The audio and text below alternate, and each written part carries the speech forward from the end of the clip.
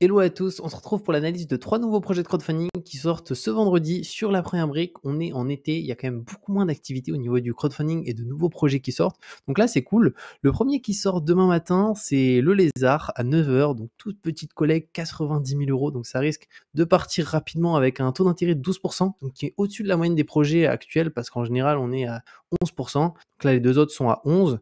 On a juste après à midi le Pommier, collecte 293 000 euros, un peu plus importante, et 11% par an. Et on finit par la Mayenne à 15 h, toute petite collecte aussi, 100 000 euros et 11% par an. Et comme d'habitude, pour ceux qui connaissent pas la Première Brique, c'est une plateforme de crowdfunding et on finance des promoteurs, des constructeurs, des marchands de biens. Et en échange, on va avoir un taux d'intérêt.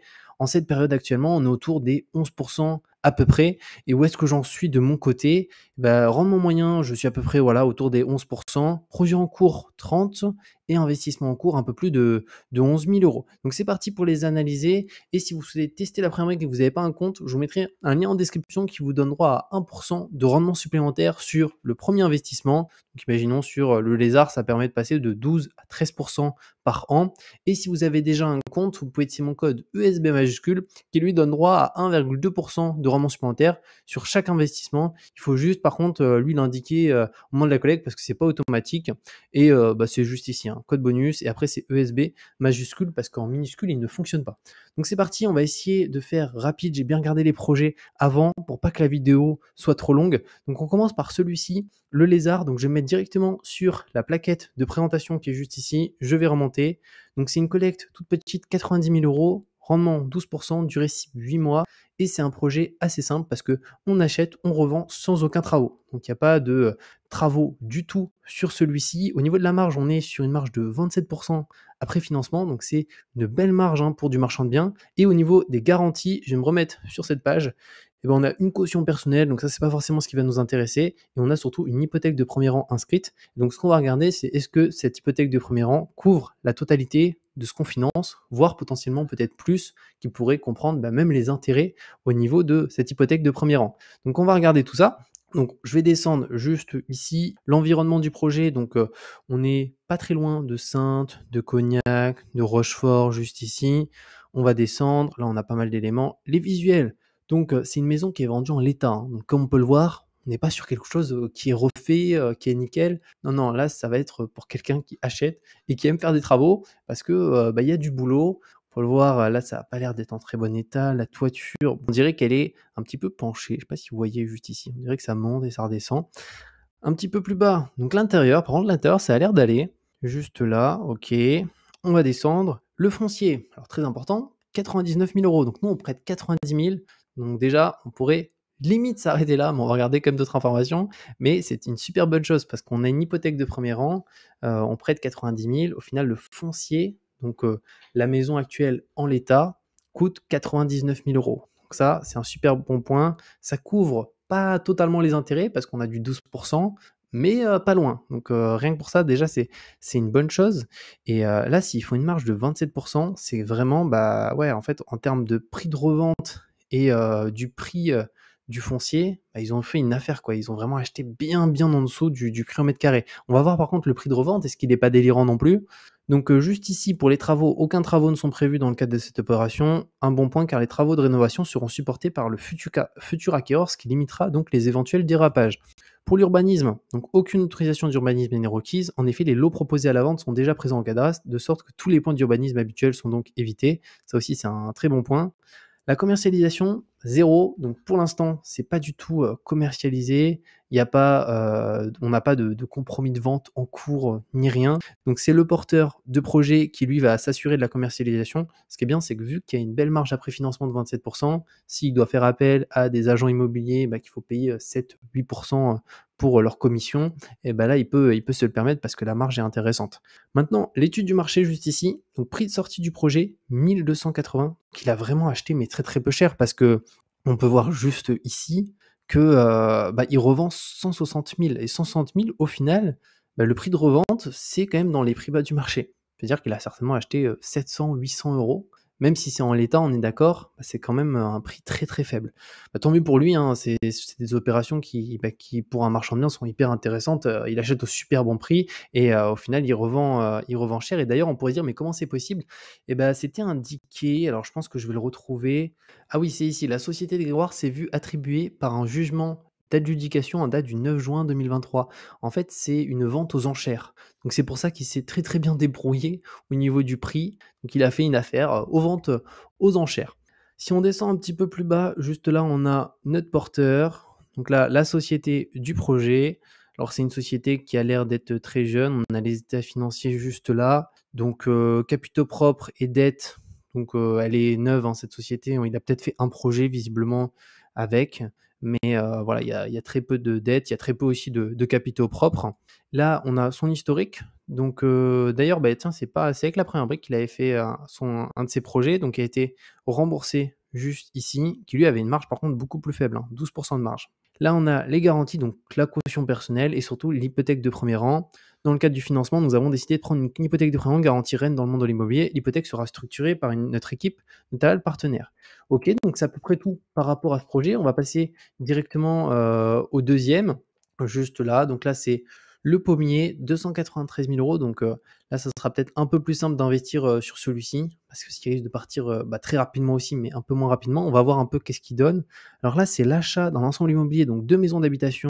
Le but, c'est de les revendre à la découpe. Donc aucun travaux ne sont prévus dans le cadre de ce projet. Et au niveau de la marge, on est à 25%, ce qui est aussi une très très belle marge pour une opération de marchand de biens. Donc c'est prix-commercialisé autour de 23% via une promesse d'achat. Et c'est pas une offre. Donc ça, c'est une bonne chose, parce qu'une offre, tout le monde peut faire une offre, ça vaut pas grand-chose. Moi, je peux faire une offre, même si j'ai pas l'argent, je peux faire une offre à n'importe qui et dire que je veux acheter un immeuble.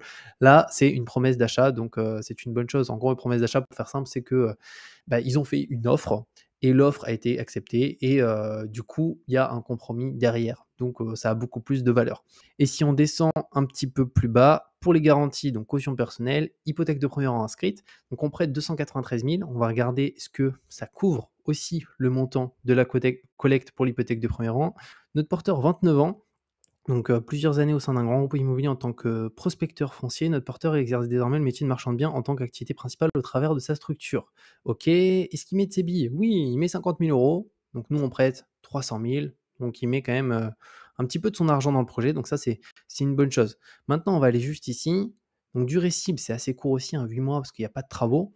On va descendre. Le plan du département, donc on est quand même, on est loin de Paris, mais on n'est pas loin de Paris non plus en réalité. 1 heure, Créteil 51 minutes. Je sais pas si ici on peut considérer que c'est la banlieue. Là, c'est plus la banlieue, c'est hors Paris, hein. Dites-moi ce que vous en pensez dans les commentaires, mais là, on est quand même loin. Si on se met juste ici, donc l'environnement, là on a quelques informations, la mairie, on a l'adresse du bien, disponibilité de la ville, donc les écoles, mairie, etc. On descend, là on a les visuels du projet, avec les différentes parcelles. L'intérieur, juste là, ok. Le foncier, 278 000 euros. Et la collecte, il me semble qu'elle est 299 000, non? C'est pas ça? 293. Donc ça couvre en réalité quasiment la totalité du foncier. Donc ça aussi, c'est une super bonne chose à ce niveau-là par rapport à cette hypothèque de premier rang. Et après, pour la commercialisation, ce qu'on peut voir juste ici, c'est que la promesse d'achat, elle a été faite sur la maison ici, qui a 105 000 juste ici. Ok. Et après, maintenant, ce qu'on va regarder, c'est les prix de revente. Donc, on va descendre. Juste pour les travaux, on a vu, il n'y en a aucun. Dans le cadre de cette opération visant à revendre les différents lots à la découpe, notre porteur de projet a déposé une demande de certificat le 7 décembre 2022 afin de s'informer sur l'aménagement possible de la grange pour les futurs acquéreurs de cette dernière. Ce certificat a été obtenu, qui est très bonne chose, auprès du service de la commune de Pommeuse. Ok. Donc commercialisation, on l'a vu, c'est 25% en unité de lot, donc c'est 23% du chiffre d'affaires. Donc globalement, il y a 4 lots. Il y en a un qui a une promesse d'achat, et donc sur le chiffre d'affaires, en réalité, ça correspond à 23%. Prix de sortie du projet, 1879. Donc on reste quand même dans les prix assez bas du marché. On n'est même pas au prix du moyen. Après, c'est vendu, on peut le voir encore une fois, c'était en l'état. Bon, là, c'est vivable très rapidement, mais c'est pas vendu, aménagé, refait, etc. Si on descend un petit peu plus là, notre porteur Quentin, juste ici, sa société, QC Conseil, la société du projet, donc c'est aussi QC Conseil. Et là, on a les bilans. Donc là, c'est une bonne chose. Qu'est-ce qu'on peut voir au niveau des bilans? Eh ben, une société qui est extrêmement endettée, capitaux propres 222 000, donc face à des dettes de 2 320 000, donc on est sur un fois 11,5 à peu près. Donc en fait, dès qu'on est au-dessus des fois 3 rapport dette capitaux propres, c'est que la société est très endettée. Et en fait, pourquoi celle-ci elle est très endettée? Bah parce que en fait, c'est son stock juste ici. Donc c'est des projets en cours qui n'ont pas été encore remboursés. Et c'est pour ça que là, sur ce projet, ce qu'on peut voir, ce qui est bien et qui est très important, bah, c'est d'avoir une hypothèque de premier rang. Parce qu'au final, l'état de la société, c'est pas que ça nous importe peu, mais c'est que c'est préférable d'avoir une hypothèque de premier rang, surtout quand on est une société qui est endettée comme ici.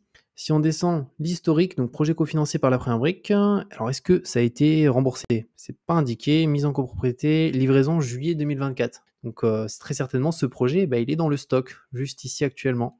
Si on descend un petit peu plus bas, donc l'hypothèque de premier rang, ça c'est vraiment top. Et après, voilà, la structuration, il met un petit peu de ses billes.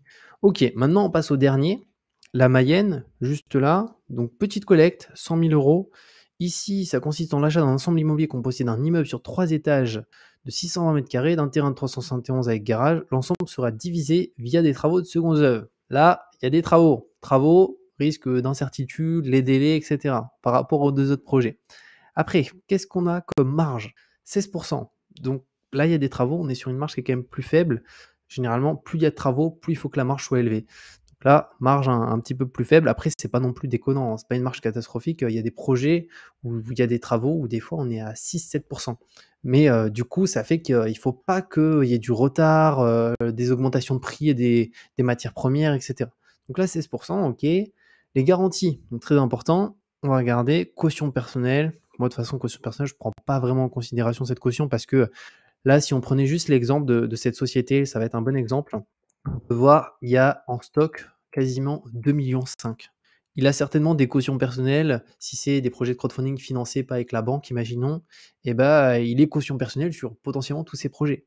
Mais vu que nous, on ne sait pas sur quel projet bah, le porteur a une caution personnelle, bah, au final, réellement, ça n'a pas réellement de valeur, quoi, parce qu'il est caution personnelle, mais il n'a pas l'argent finalement pour tous les projets. Il a l'argent pour le projet en question, quoi. Et donc, ok. Et ainsi que, qu'est-ce qu'on a d'autre? Un nantissement des parts de la société de projet. Ok, donc là, on n'a pas d'hypothèque de premier rang. Moi, je suis un peu moins fan, mais on va quand même regarder. Alors, du récip 12 mois, donc un peu plus long, vu qu'on a notamment des travaux. Si on descend juste ici, donc là, on a le plan du département, donc pas loin d'Angers et Le Mans. Ok, plan du département, l'environnement. On va redescendre encore un petit peu plus bas. Les visuels juste ici. Ça a l'air d'être du coup dans le centre-ville. On a encore une fois les visuels. Ah, du coup, on a ici un local commercial. Oula, là, il y a du taf et c'est pour ça qu'on avait les travaux de secondes œuvres. Ah oui, oui, là, il y a vraiment du travail. On va descendre encore un petit peu plus bas. Donc ici, bah là, on peut voir que par rapport aux autres, au niveau des postes de dépenses, il y en a en maçonnerie, charpente, menuiserie, couverture, pompe à chaleur, peinture, électricité. Donc là, voilà, il y a pas mal de travaux, donc pas mal aussi potentiellement d'incertitudes sur les délais, les matières premières, les retards, etc. Ok, bon, le foncier, ça sert pas à grand-chose de le prendre en considération parce que là, on n'a pas d'hypothèque de premier rang. On a des promesses d'achat, par contre, donc ça, c'est quand même bien, ça a l'air d'être bien pré-commercialisé quand même. Donc, promesse d'achat, paiement comptant, promesse d'achat avec prêt obtenu, promesse d'achat avec prêt obtenu, promesse d'achat avec prêt obtenu. Ok, donc je pense qu'ils vont nous l'indiquer un petit peu plus bas, la commercialisation. Là, on a la partie foncier, les travaux. Donc, dans le cas de ce projet, une enveloppe de 265 000 euros, donc c'est finalement quasiment ce qu'on prête, est prévu, incluant un aléa de 24 000 euros. Ces travaux vont permettre de présenter à la vente des biens immobiliers fraîchement découpés. L'intégralité des travaux sera réalisée par différents corps d'État, porte principalement sur la séparation du bâti ainsi que sur la réfection de l'ensemble des parties communes. D'accord? Pour l'urbanisme, juste ici, pour cette opération consistant à réhabiliter une maison via la création de 6 appartements et à revendre un terrain à bâtir, plusieurs autorisations sont nécessaires. Donc, il y a une déclaration qui a été déposée et un certificat d'urbanisme aussi, et ça a été obtenu. La déclaration préalable a été affichée avec constat d'huissier. D'accord. Maintenant, la commercialisation. Donc chiffre d'affaires 675 000. À date, sur les 9 lots du projet, 4 promesses d'achat ont été signées, portant ainsi le taux de commercialisation à 44% en unité de lot, ce qui représente 45% du chiffre d'affaires. Ok. Et les promesses de vente prévoient une condition suspensive d'obtention de prêt pour les lots 2, 3 et 4. Mais ils avaient indiqué... Alors, il y a des conditions suspensives d'obtention de prêt, mais ils ont obtenu leur prêt, c'est indiqué, avec prêt obtenu. Promesse d'achat avec prêt obtenu. Alors n'hésitez pas à me dire ce que vous en pensez dans les commentaires, parce que là j'ai un doute. Si la promesse d'achat, il y a un prêt qui est obtenu, bah, la condition suspensive d'obtention de prêt, bah, elle saute. La personne ne peut plus se rétracter parce qu'elle n'a plus son prêt, c'est obtenu. Donc ouais, n'hésitez pas à me dire ce que vous en pensez. Ouais, je sais pas trop là-dessus. D'accord. Lot 2, 3 et 4. Et bonne nouvelle, les acquéreurs ont tous obtenu leur financement. Le lot 1, quant à lui, sera réglé au comptant. Bah, si, je pense qu'il y a une condition suspensive. Logiquement, il faudrait vérifier, mais faudrait vérifier, parce que c'est pas sûr. Étude du marché, prix de sortie 1138, donc on est aussi dans les prix bas du marché. Et si on descend un tout petit peu plus bas, juste ici, donc là c'est pour le terrain, parce qu'on a vu qu'il y a un terrain, donc prix de sortie 243, donc là par contre on est dans les prix très hauts du marché, hein. 243, ça a l'air d'être un peu en centre-ville, mais quand même, on est vraiment dans les prix hauts du marché.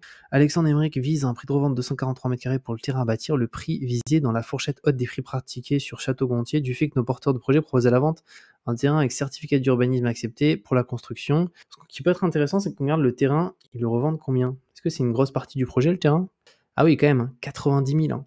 Donc c'est quand même une grosse partie du projet, et il est quand même vendu très très cher.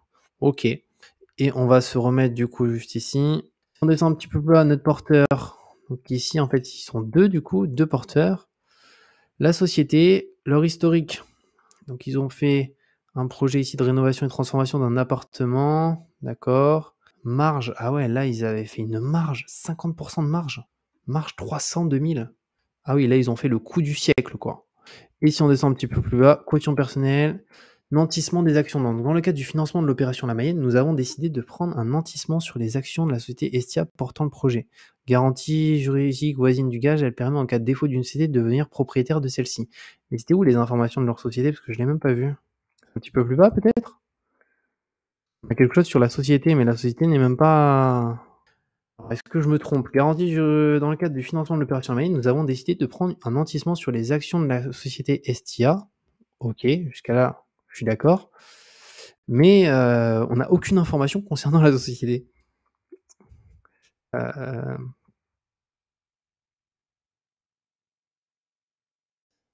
clairement, il n'y a pas d'infos. Hein. Donc, non, je suis pas fou. Il n'y a vraiment aucune info par rapport à cette société. Donc là, c'est juste impossible. C'est-à-dire que de prendre... Enfin, pour moi, j'arrive pas à comprendre. C'est soit ils ont oublié, mais bon, ça me paraît bizarre qu'ils aient oublié cette partie-là qui est très importante parce que finalement, il n'y a pas d'hypothèque de prêt, donc c'est ça leur réelle garantie, quoi. Mais au final, on n'a pas d'informations sur cette société créée en 2022, donc elle est très très jeune en plus. La société détenue à 50% par Imac, 50%. Structure créée en 2022 a vocation à porter les opérations de marchand de biens. Mais le truc, c'est que même si elle est récente, on ne sait pas si elle est très endettée, si elle n'est pas endettée. Donc moi, pour ce projet-là, clairement, je me positionnerai pas du tout dessus en fait par rapport à cette information qu'on ne sait pas en fait. Il y a des informations, on n'est pas au courant. Donc voilà, par rapport à ce projet qui se nomme comment? Son nom, c'était La Mayenne. Donc on en a 3 au final, hein, qui sortent demain. Donc le Lézard, le Pommier, La Mayenne. Donc le Lézard, je pense que lui, il va partir vraiment en quelques microsecondes, parce que je trouve qu'il est très intéressant. On a une hypothèque qui couvre le foncier, plus quasiment la totalité des intérêts, en plus des intérêts à 12%. Donc là, c'est quand même quelque chose. Après, c'est en l'état, hein, donc il faut quand même réussir à le revendre. Il n'y a pas de pré-commercialisation pour le moment, mais ça a été acheté à un très très bon prix. Il y a une marge de 27%, qui peut même baisser encore les prix. Le pommier aussi, 25% de marge, c'est vraiment pas mal. Hypothèque de premier rang qui couvre pas la totalité du foncier, mais presque. Donc ça, c'est un très bon point. Taux d'intérêt 11% par an. Il me semble que lui, il y avait une toute petite pré-commercialisation, à peu près d'un quart, ce qui est quand même pas mal. Et par contre, le dernier, la Mayenne, il manque un PDF, quoi. Il manque un PDF sur la société, c'est-à-dire qu'on n'a pas les informations sur cette société, sur les parts de cette société. Est-ce qu'elle est endettée? Est-ce qu'elle n'est pas endettée? Donc, pour celui-ci, moi, dans mon cas, je ne vais pas me positionner. Mais en tout cas, sur ces deux-là, Je vais investir dessus en espérant que ça passe parce que c'est des petites collectes. Si vous avez jamais investi sur la première brique, normalement, vous êtes prioritaire. Donc là, vous pourrez investir sur un des projets. Donc n'hésitez pas. Si vous souhaitez ouvrir un compte, comme j'ai dit, je vous mets un lien. Et si vous avez déjà un compte, vous pouvez mettre le code ESB majuscule pour avoir 1,2% de rendement supplémentaire. Et je vous mets 2 autres vidéos sur la chaîne juste ici. Comment faire un décès en bourse. Et un petit peu plus bas, je vous mets une vidéo sur autre chose, aléatoire. Et on se dit à très bientôt pour une nouvelle vidéo.